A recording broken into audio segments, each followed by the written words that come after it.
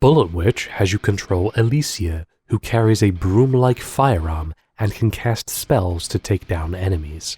As far as movement is concerned, it's probably the only aspect of the game that isn't completely awful. Moving around and changing directions is pretty convenient, and Alicia has the ability to jump around to avoid incoming attacks, though she can't fire whilst doing so. My biggest complaint in this regard is that her movement speed is very slow, so it takes forever to get around, though that's more so to do with the atrocious level design. The combat, however, is probably some of the worst I've ever encountered. This game has horrible feedback for shooting enemies. None of the weapons sound impactful. The enemies don't react at all to your shots, and the only way you actually know if your bullets are connecting is if the crosshair turns red. Otherwise, it just feels as if you're pelting enemies with BBs until they fall over. I genuinely feel bad for criticizing the shooting mechanics in the darkness when this game predates it by a whole year. But okay, I can deal with terrible shooting. Are the weapons any good? Nope. The standard assault rifle is pretty much the best weapon in the game, as it has a good fire rate and does pretty good damage and has good range. So you would only ever switch weapons in very situational circumstances. The shotgun is the worst shotgun I've ever seen in a game. Even at max level, when standing 2 centimeters from the target, it doesn't kill them in one hit, and in most cases will just stun the target even after multiple shots. So I could just kill them with the assault rifle. The cannon sort of acts like a sniper rifle and can help take out vehicles, but they rarely appear in the game, and against normal enemies you're better off using a weapon with a high fire rate since weapons are projectile based and therefore you're more likely to hit the target. And the heavy machine gun slows you down considerably but makes up for it in damage, pretty much mowing through anything in front of you, even the final boss. But even in this case you're probably just better off using the assault rifle so you have better mobility. The shooting mechanics suck, and so do the weapons themselves, leading to a very underwhelming combat system. Alicia does have spells, but most of them are useless. Elemental Shot just makes your weapon do more damage, so besides a small buff, it's not really worth it. Ancient Wall allows you to take cover, but it's really only useful if you're up against snipers or if you're really low on health and are desperate. But considering how easy it is to retreat, it's not too necessary most of the time. You can shoot around it, so I guess there's that. Rose Spear summons spears from the ground that impale enemies, but even when upgraded to the max, it will often only hit one enemy, so it's better to just use your gun. Willpower in theory should be cool. It can send objects flying towards enemies, but if there aren't any objects nearby, which is often, then it won't do anything, and even if there are, there isn't any guarantee that it will hit anything. Sacrifice is able to heal civilians and soldiers, which is really only helpful for your score at the end of the level. Raven's Panic is actually useful, surprisingly. It sends out ravens that stun enemies in quite a big radius, allowing you breathing room to deal with them or slip by. Lightning basically kills anything in one hit, as it does the most damage out of any attack in the game. Tornado is barely useful even in the section where it is introduced, because why would I spawn tornadoes to deal with the enemies jumping out of the helicopters when I can just destroy the helicopter with my cannon? Meteor is ridiculously overpowered, as it spawns several that collapse entire buildings, and it will annihilate anything in the area, including you. You can only use it in the last level, but the power of this attack is surpassed only by a nuclear bomb. You can level up the spells, but I'll be honest, I genuinely did not notice any difference when I maxed them out. You'd have to put them side by side to notice any difference. However, I will give the game some credit. The idea behind the health and ammo system is somewhat interesting. Basically, Bullet Witch has regenerating health and infinite ammo. The blue bar on the top is the health gauge, and the purple one on the bottom is the magic gauge. When you take damage, you lose health, and some attacks will push this little ring down as well. If you avoid damage for a while, then your health will regenerate to the ring fairly quickly, but will then slowly push the ring back to its original position. So even though your health regenerates, if you keep taking too much damage, then it may take a while to get back to full health, punishing you for playing recklessly without making battles unwinnable or needlessly frustrating, or preventing snowballing of bad decisions from the player. You also have infinite ammo. However, to reload, you need to use part of the magic gauge. If you only fire a couple shots, then it will use less of the gauge than if you have to reload an entire magazine, for example. Now, the gauge is also used for your spells, and the most powerful ones use a lot of meter and push the ring on the magic gauge down as well. The only way you can get the ring back up is by killing enemies. So this prevents the player from just spamming really overpowered spells, as they need to gain magic back, and can even put them in a position where they are unable to reload due to a lack of magic gauge. I say that, but Raven's Panic is fairly easy to spam. Also, the only weapon that really requires a lot of magic gauge to reload is the heavy machine gun. Otherwise, you will still be able to reload the other guns. The implementation is flimsy, but conceptually I think this could work if balanced better, and I would be interested in seeing another game try this idea. So really the only thing Bullet Witch has going for it is a somewhat unique spin on regenerating health and infinite ammo. Otherwise, the shooting mechanics are awful, weapons are useless, and magic is situational at best. This leads to a game where there are no meaningful or interesting decisions for the player to make during combat, and the player is never pushed into using any of the game's systems in any meaningful capacity. Just hold down the fire button until everything dies, and occasionally use spells if you really need to. Lackluster gameplay mechanics can be somewhat saved by good enemy design, level design, and encounters, but the game manages to mess that up too. There's very little enemy variety. Most of the guys you encounter are just these undead soldiers which shoot fully automatic weapons at you. You can just jump around them and kill them, and since their weapons are projectile based, they're fairly easy to avoid. Which would be fine if they were more persistent, or at least more aggressive, but they're not. They mostly just stand in place and fire at you. The only other enemy types are snipers, which are one-hit kills and aimbot to you even from across the map like a Call of Duty hacker.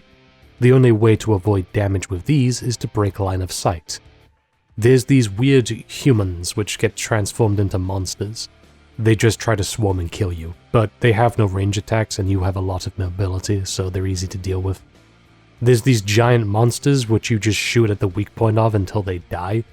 Getting anywhere close to them is almost certain death, but you're never at a position where you need to be close to them.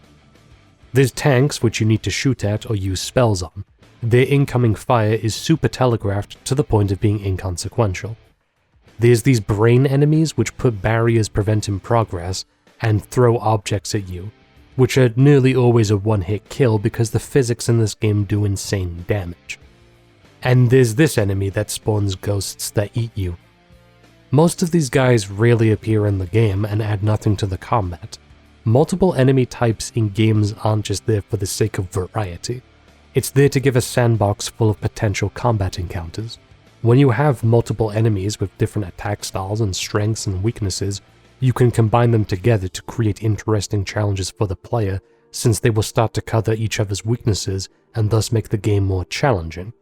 And especially when combined with the level design, it allows for potentially endless types of combat encounters.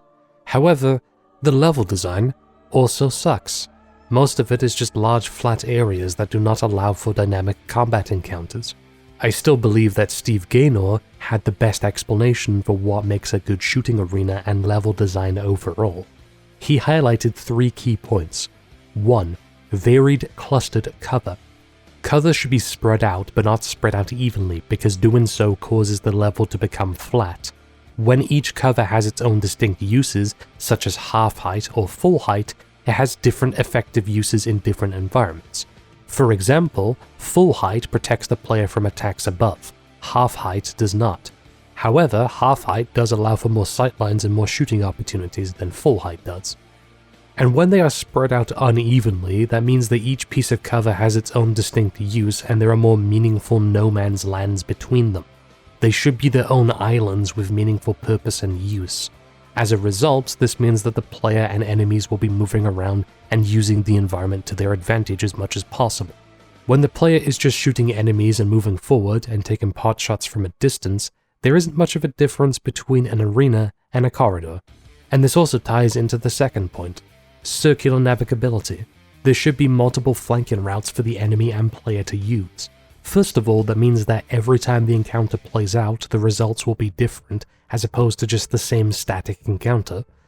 Second, this allows for dynamic situations of push and pull gameplay moments where the player can circle around to get the jump on the enemy, but the same can also happen to them if they are careless or not paying attention. And 3. Observability. This one's easy to explain. Basically, the player should be able to observe major features of the environment and encounter from just a quick glance. That way they are aware of the potential options and the enemies. This also helps if the player fails and needs to retry, since they can quickly reassess the encounter and plan out a different attack. Basically, environments should be readable and anything obscured should be done so carefully so as to reward flanking and exploration, as opposed to just giving the player a bad sense of the environment they're in. I'll leave a link to the full thing in the description because it goes into more detail. Point is that for most, if not all shooting games, you can assess the quality of the encounters by these 3 points. And yes, as it turns out, most of the best shooters succeed at these key points. Bullet Witch does not. It has wide open environments which should in theory allow for a lot of spread out cover, but most of it is just flat ground or a bunch of cars on both sides of the road. There's either next to no cover or the level is too symmetrical, leading to flat encounters, which means that there is no real flanking or retreating routes for the player to take other than just going forwards or backwards. And oftentimes there's no distinguishing features of the environment, it's just a big open space. A good example is this wide open level where you have snipers perched up in like these really high areas. There's not really any distinguishing landmarks or things you can really use in the environment to your advantage. There's really only 2 situations that somewhat succeeds, and that's the last level, but even then it's mostly just corridors you run down with more cover, and this part at the military base, which, in theory, could work, but the enemies just stand out in the open. So either the level design isn't equipped to work with the enemies, or the enemies aren't equipped to work with the level design. So as far as enemy variety or encounter design goes, this game also fails. And in case you're wondering, no, the difficulties aren't well thought out or designed. They don't alter the encounters, the only difference between the easiest difficulty and the hardest one, Hell difficulty, is that enemies are more spongy and you die really quickly. It's not fun, nor does it lead to deeper engagement with the mechanics. It just encourages spamming the OP moves. You can get through Hell mode really easily by just spamming the Ravens and killing everyone to recharge it, and even without that, you can spawn cover whenever you need it if you are desperate. So interestingly, this game did get downloadable content in 2007, which was mostly extra costumes and missions. To be honest though, I don't really like the extra costumes aside from the third one. I have a thing for women who wear glasses. The other ones look really generic and aren't that appealing, and the best outfit in the game is the default one. The streaming black, long-flowing look of Alicia is both really iconic and really cool. It's sexy without being over-the-top, scantily clad or anything like that. Look at that, she's showing a little shoulder and a little midriff, how scandalous! There's many things I can criticize about this game, but Alicia actually looks really cool, and fits the dark gothic aesthetic the game is going for. So why on earth would I want to dress her up as a schoolgirl? Anyway, the extra missions are mostly challenges such as beat the mission without getting hit, or find all 50 hidden items, or an endless mode. Others are just the missions from the story mode, but you have access to all your spells, which is cool, but the gameplay sucks. So I don't have much of an incentive to play these, other than getting footage. There is New Game Plus, where upgrades carry over into your next playthrough, but unless you're a maniac like me, who played through this game 8 times, including all of the difficulties and 2 speedruns I did, one of which I actually submitted to speedrun.com and got verified, putting me in the top 10 best Bullet Witch speedrunners. My life is a joke. Oh wait, I just realized I didn't finish that sentence properly. Yeah, unless you're a maniac, then why would you play through this game multiple times and all the difficulties? There are leaderboards where you can compete with other players' score and get better ranking on the levels, but the game is really easy to S-rank, and I don't think most people care to be known as the #1 Bullet Witch player. Godspeed to you if you do, though. Nothing really to comment on with the soundtrack, unfortunately. It isn't bad, it's mostly just boring orchestral tracks that all sound the same. Plus, there's a bug on the PC version where if you pause and continue, the music cuts out.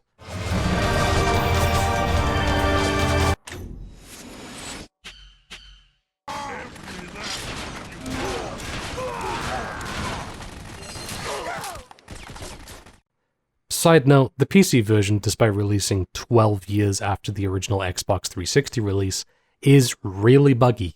I got stuck in geometry often, the game has a weird stutter unless you have a controller plugged in, and there were occasions where the subtitles would just randomly change to Japanese, even though I'm playing the game in English. And I couldn't replicate this either, by the way, it just seems random. Anyway, aside from the end credits music, nothing stood out. Story, characters, there aren't any. The plot doesn't go beyond premise. The game takes place in 2013, where an apocalypse spawning monsters into the human world happened, and Alicia, who is a bullet witch, and the military are cleaning it up. That's it. There's only 6 chapters, and most of them do not progress the plot in any way, or just nothing meaningful happens in them. Chapter 1 is just Alicia cleaning up some suburbs in New Jersey. I think it's New Jersey, it says East Coast, and the city itself looks like New York, but I could be wrong. Chapter 2 then has Alicia go into the city, and she just fights more monsters and meets up with military personnel. She tags along with them, but she's clearly someone who prefers to keep to herself. Anyway, look, I know you're the one with the demonic. It's nice to meet you. Not very friendly, are you? Well, this place is a real disaster area. We're evacuating citizens to the airport. However, with all these monsters, I'm not sure we can make it. Well, I've got some business to take care of, so if you'll excuse me. There's then a giant monster she comes across, which both her and the military are unable to beat, so they then retreat through the sewers and head on their way to the airport where they could get out of the city. On their way, they come across a notebook with entries from someone who's clearly crazy, talking about dark arts and a plane crash and weird stuff. I just got the most disturbing prank call. They said that the airplane my beloved was on had gone down. The news is showing all the grisly details right now. But it's like they're talking about some distant foreign country. Oh, God. Finally, I found the reference I'd been looking for. The invisible God wouldn't bend the laws that govern life. But the devil. Beyond that cursed village, deep in the forest, is a singularity. It has the power to return life with the power of darkness. Alicia and company then head to the airport and clean it out before boarding a plane with a giant monster that you just use lightning on 3 times to kill, and then it dies, and then the plane crashes and the group has to head to the military base to clean that out, and then the military then head to the forest where the portal to the demonic world open and destroy it, not before Alicia meets up with her father. Alicia, what are you waiting for? Kill that man.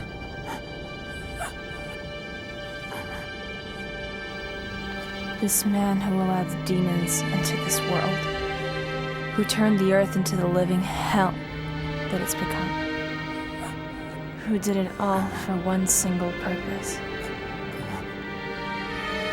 to bring his own daughter back to life.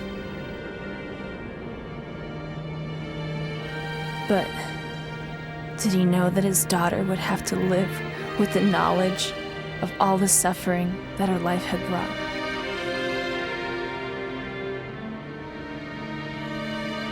Why? Please tell me. Why couldn't you just let me die in peace? Why? So, the crazy dude who was writing those notes was actually Alicia's father, who was looking for a way to bring his daughter back to life after she died in a plane crash.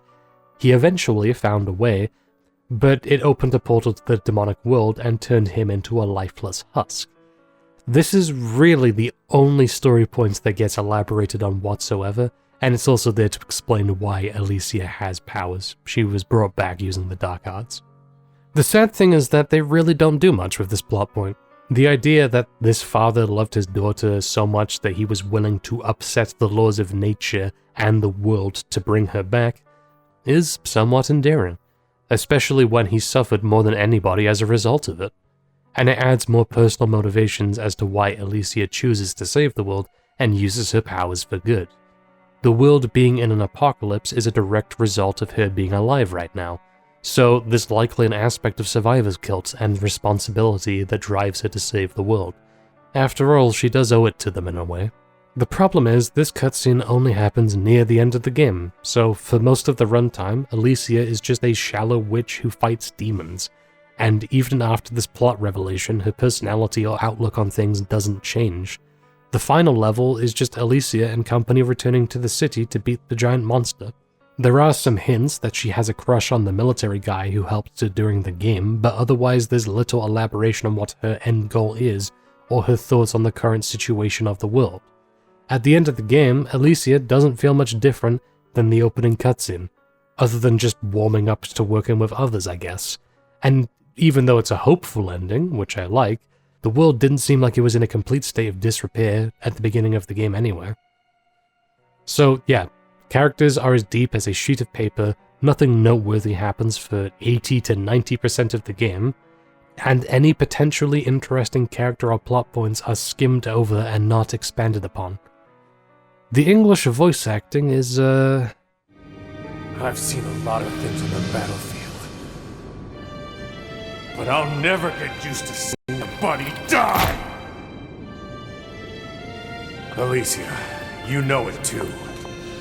The demons are increasing every day. Unless we stop them, humanity will be wiped out. not good. In terms of the main cast, Alicia is voiced by Sarah Natochenny, who is the voice behind Ash Ketchum. This is especially funny for me because I used to play and watch a lot of Pokemon. Unfortunately, her performance is mostly flat, even when casting spells.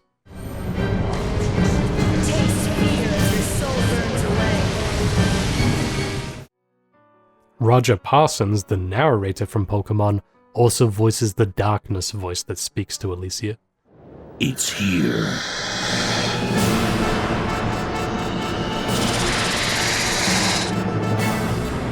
It seems to have absorbed enough souls. This one here is stronger than expected. And the military dude that I can't remember the name of is voiced by Sean Shamel, aka Goku from Dragon Ball. You are all fighting for the future of the human race. To save humanity, we will not run. Yes, sir! To save humanity, we will fight to our death. Yes, sir! To save humanity, we will put our lives on the line. Yes, sir! Do you hear me? Sir, yes, sir! Ah! And let's roll! We got a job to do! Most of the performances are one note and sound either just really bored or just the typical anime dub levels of bad. And I say that as someone who really doesn't mind a lot of anime dubs. But if you're looking for an engaging narrative, look elsewhere. So, there's an elephant in the room that I haven't addressed. This game was developed by Cavia.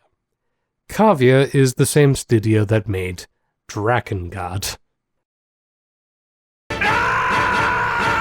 Otherwise known as the game that gave me a mental stability test, and was also my most successful video for some reason. Side note, to this day I have no idea why that video became my most successful. It's probably a fluke. I don't think I'll reach that level of success again. But why Drakengard of all games? I want to know. Anyway, I checked this game out because it's covered, and I was interested to see if I would get a similar torturous experience from it. And I have to say, no. Bullet Witch is nowhere near as bad an experience as Drakengard. It's just a bad game that is also very boring. But it doesn't have any of the interesting quirks that made Drakengard a unique game to talk about. If you had a gun to my head and forced me to pick which one of these games to play, I would take Bullet Witch, or I'd take a bullet to the head. But I think Drakengard is more memorable and will stick with me longer just because of how insane that game is. Even years later, I'm still discovering interesting parts of that game, such as the only reason it was able to ship with all of its disturbing content is because Square Enix just didn't check the game properly before releasing it. Back to Bullet Witch, there are worse games, but I haven't played a worse third-person shooter or shooter in general. At least not on the Xbox 360 I haven't. If you can think of any shooters worse than this, please let me know. Otherwise, I'm fairly confident in the video title.